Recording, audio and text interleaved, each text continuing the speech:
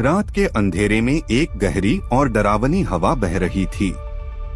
चार दोस्त अमन, रोहित, सिमरन और अली शहर से दूर काला जंगल की तरफ एडवेंचर के लिए निकले थे। लोग कहते थे कि वहां से कोई भी जिंदा वापस नहीं आता।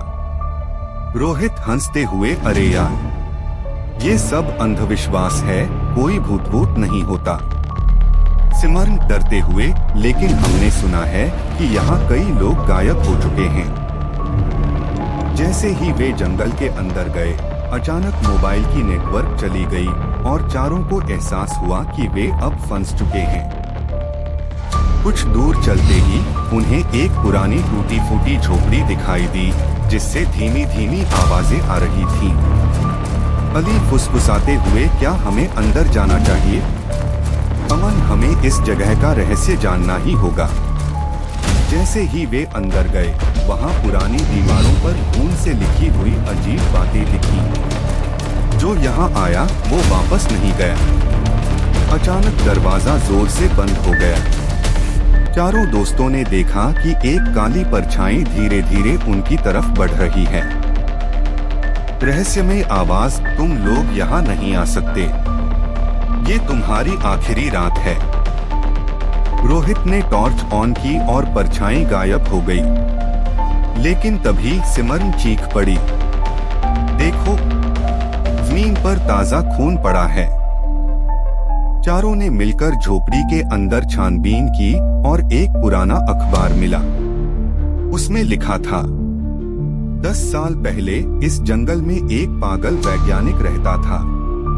वो लोगों पर अजीब प्रयोग करता था और एक दिन वो खुद मर गया। लेकिन उसकी आत्मा अब भी यहाँ भटकती है। अब चारों को समझ आ गया कि यह जंगल सच में श्रापित था। अचानक झोपड़ी की खिड़कियां खुद ब खुद खुलने लगी और बाहर से भयानक हंसी सुनाई दी। अमन, हमें यहाँ से भागना होगा, अभी के अभी। चारों जैसे तैसे बाहर निकले, लेकिन पीछे से किसी ने रोहित की जैकेट खींच ली। रोहित चीखते हुए, कोई मुझे पकड़ रहा है।